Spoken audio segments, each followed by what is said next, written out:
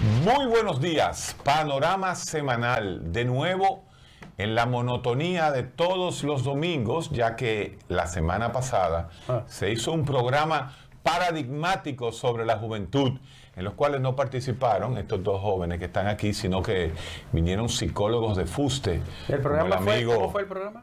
Para la juventud. No, Paradigmático. ¿Quién es digmático? Eladio Hernández. ¿Y quién es pasado, para? ¿Quién es para? Para yo que doy para todo. Oye, mira, lo que yo supe, porque alguien me lo dijo, porque yo no... Excelente programa, excelente. Ahora, Eladio un viejito charlatán. No, porque él rompió ya todos los parámetros de la vergüenza, él lo rompió. Y yo no lo estoy diciendo por Eladio mal. es más charlatán que el tío mío. Sí. Que me llamó un día y dije, tengo un problema, ayúdeme. Usted me ayuda, voy preso que estoy. Me sé que era un accidente detrás. ¿Y qué? Dije, no, que necesito 2 latas de leche para una niña que me acaba de nacer. ¿Y qué edad tenía? 75. 75 buscando 2 latas de leche a los 75. Mira, Ricardo, lo que yo supe, porque me lo dijo alguien, yo cuando... ¿No te lo dijeron las hordas que escucharon el programa? No, lo que yo supe que el programa parecía una persona que se cayó en un hoyo lleno de agua sucia. Era un rata vintage. Es decir, una mezcla de Eladio Ratatá con vintage. Sí, no. Pero eso es lo que hay. El vintage es lo que hay ahora. Oye, alguien que se cayó en un hoyo lleno de agua sucia. ¿Cuál fue el que cayó? Alguien que se cayó, o sea... el que cae en un hoyo de agua sucia entra en una etapa de desesperación y angustia terrible. No, yo no te acepto eso. No, oye, yo creo que ellos hicieron un programazo para ellos. Para nosotros dos. Héctor, ¿tú sabes por dónde va el mundo hoy? Por la neurotensina. No, pero la neurotensina no la conocemos desde hace muchos años. Sí, pero ¿qué ubicación le han dado? La neurotensina, Domingo, es la molécula, el neurotransmisor que se produce por ahí, por la parte lateral basal de las amígdalas, donde están las emociones, la que determina qué vía va a coger el pensamiento para pensar y recordar. Si lo malo o lo bueno, lo nefasto o lo agradable. Ella es la que decide. Por ahí que ve el mundo. ¿Tú quieres que yo le explique lo que es la neurotensina? No. Aquí, esto no es una clase. Ok. Esto no es una clase. Bueno, ya lo dijiste, pero él me provocó. No, pero acaban... Porque caímos en un balde de agua sucia la semana pasada y él está en psicología. Porque no existía en psicología. Ahí sí, ahora lo descubrí. ¿Te diste cuenta? Al final, ¿tú sabes lo que yo tengo con Eladio? ¿El qué? Como un deseo... ¿Cómo se llama? Reprimido. Reprimido, pero como de darle un cocotazo. De juntar tu palma de la mano. Y darle un cote. Por Marta yo no lo he hecho. Un cote. Así, darle un por cote. Marta never did. Por ella nunca. Pero yo creo que el deseo reprimido lo ha soltado Eladio. Desde su niñez, él quería hacer lo que está haciendo. Ahora este pajarito ha hecho cosas, ¿eh? Sí, él tiene que pagarla, aunque sea en el infierno. Señores, mira, el programa de ustedes quedó bien. Gracias. Quedó bien. Ya, ¿Desde qué perspectiva? Yo busco a Fidel Guzmán, a Ramón Pichardo. Antes el difunto Leo siempre era un censor. Leo, sí. Su alma en paz esté. Y todos esos amigos que siempre andan censando a Héctor. Y dijeron que quedó fenomenal. Yo creo que fue un ejercicio de chulería para echarle una pendejada a Eladio. ¿Tú crees? Señores, la neurotensina que habla Ricardo es uno de los neurotransmisores. Hoy pasa mi área. El neurotransmisor de la qualia. La qualia no es más que los grupos de formaciones neuronales, que son los átomos de la conciencia, que deciden en un momento donde usted no está pensando nada hacia dónde va. Usted tiene en un momento dado 1.000.000 de pensamientos, y porque usted decide pensar en ese. Esa es la qualia y esa es la neurotensina. Lo que hay que pensar aquí es la encuesta que ustedes la interpretaron de una forma y yo como que la cogí de otra. Ajá. La encuesta que salió en ese prestigioso medio de comunicación donde pertenecen tanto Ricardo Nieves como Domingo Páez y donde se habló de esa encuesta. Y yo quisiera que ustedes me dieran su análisis. Vamos a hacerle una hermenéutica a esa encuesta. Bueno, mira, para mí, de cara a las elecciones del 24, lo más relevante de esa encuesta es lo siguiente.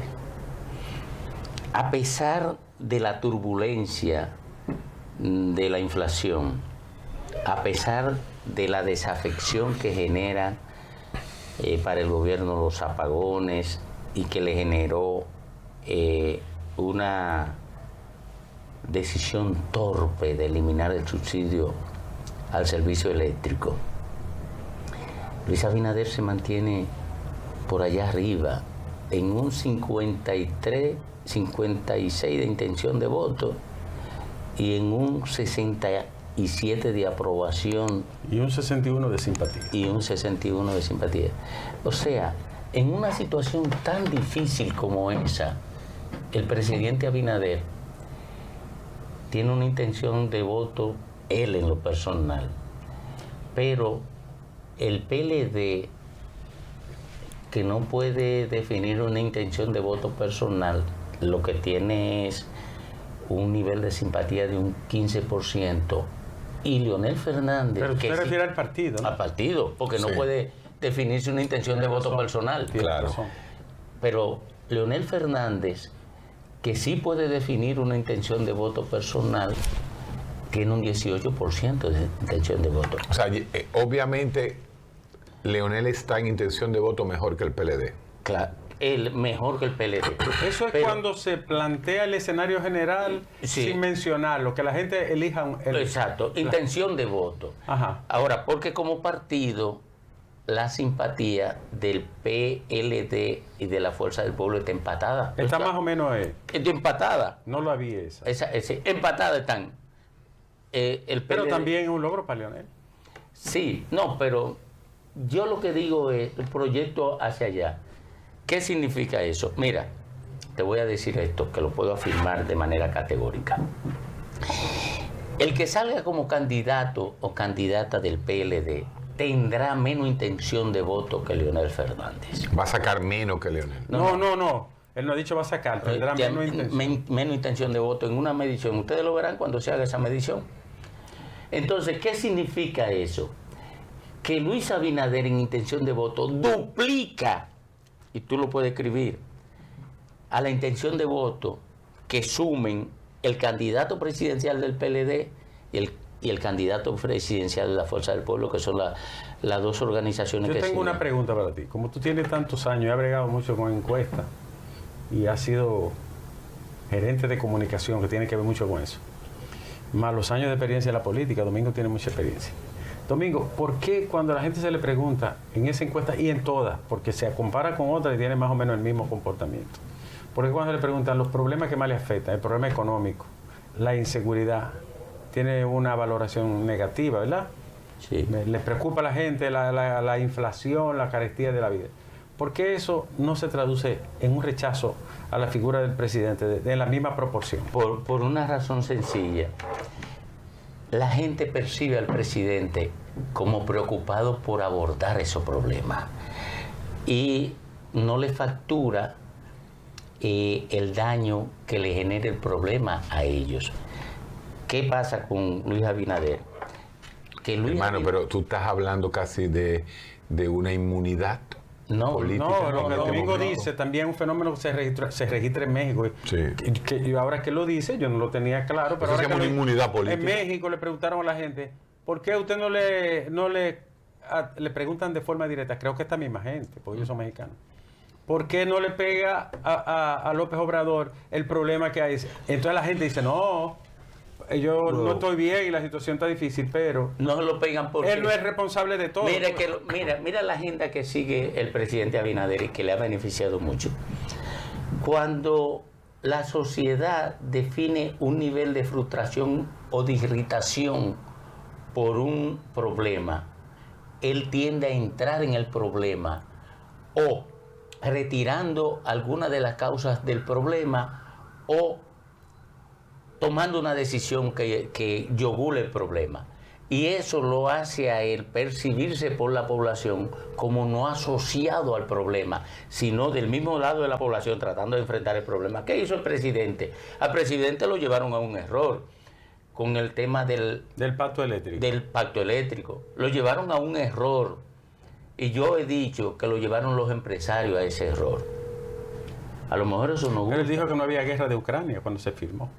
No. Porque cuando se implementó el aumento estaba la crisis. Estaba la crisis, pero no. Entonces, mayor razón tenía él para evadir e introducir eso. ¿Por qué, Ricardo? Porque mira, si yo estoy al lado del presidente, le digo, presidente, primero eso no puede llevarse a cabo en verano, porque en verano sube el consumo. Sube todo. Sube el consumo. Y si sube el consumo y sube el precio, el incremento será geométrico. Sí. Tú sabes que al presidente lo pusieron a hablar algo que no tenía lógica.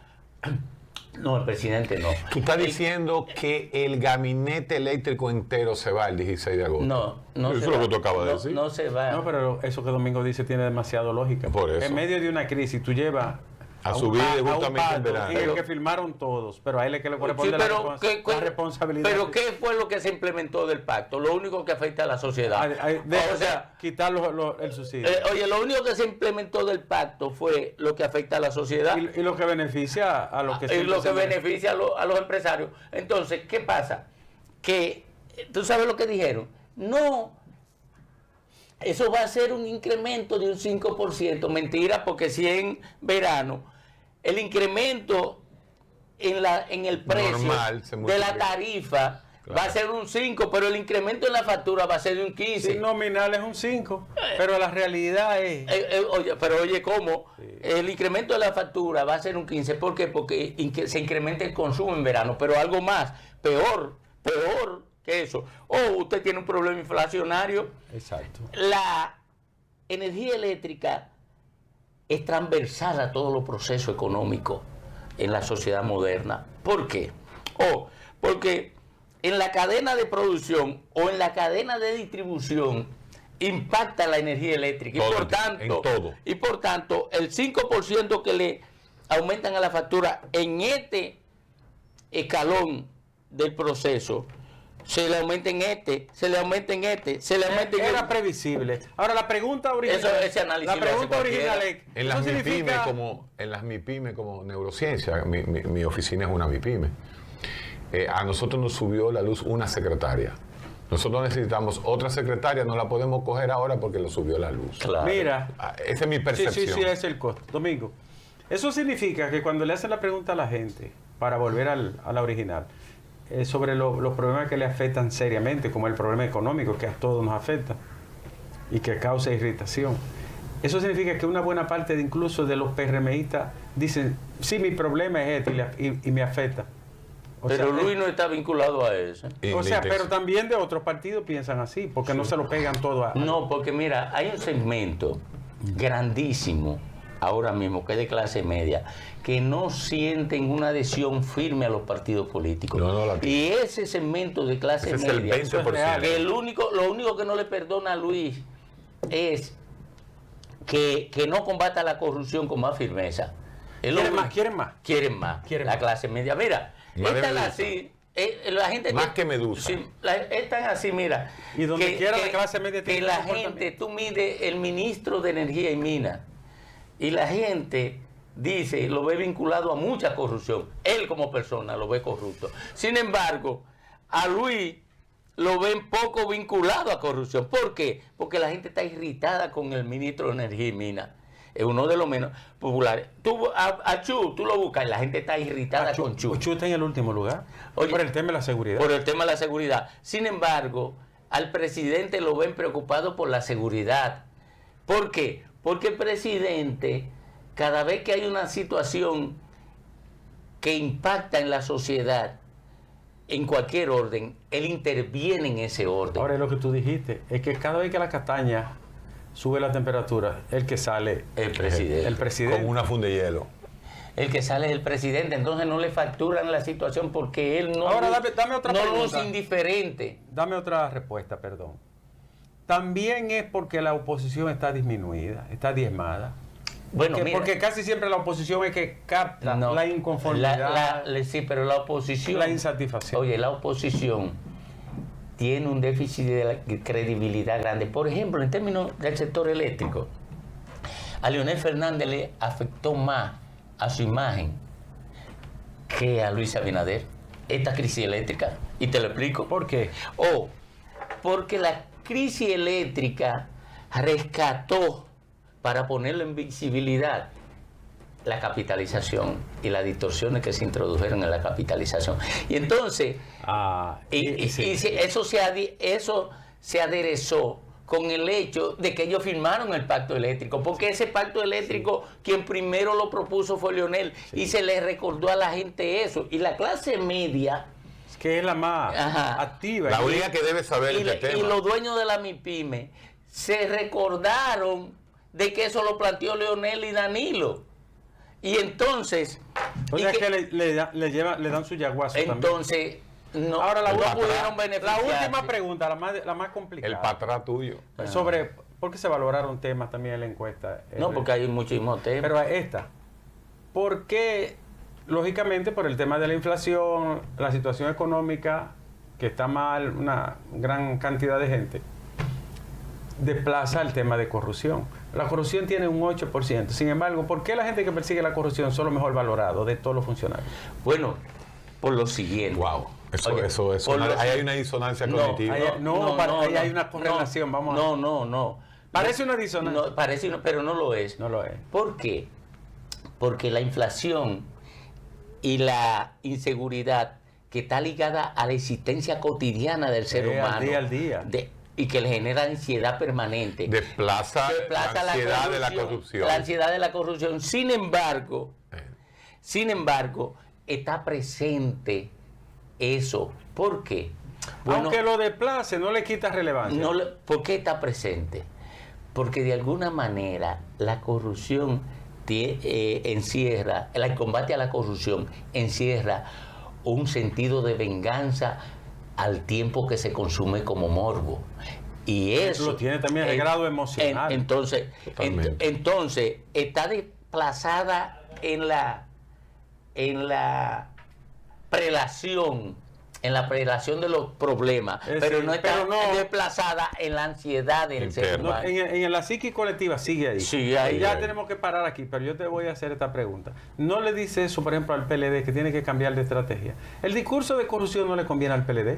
Lo que pasa es que cada vez que lo revive, lo remueve... ¿Pero quién está haciendo la estrategia? Lo golpea. Porque cometen el mismo error que Leonel Fernández.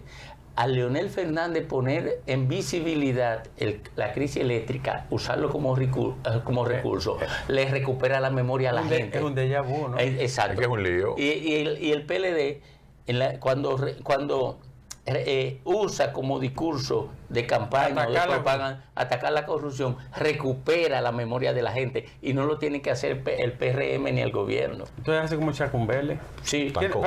Yo siempre lo pensé que la estrategia no era adecuada de asumir eso como un palmarés, ¿no? Porque lo golpea a ellos y más cada vez con los casos. Claro que sí, porque le recupera la memoria a la gente. Vamos a la pausa y regresamos en solo segundos.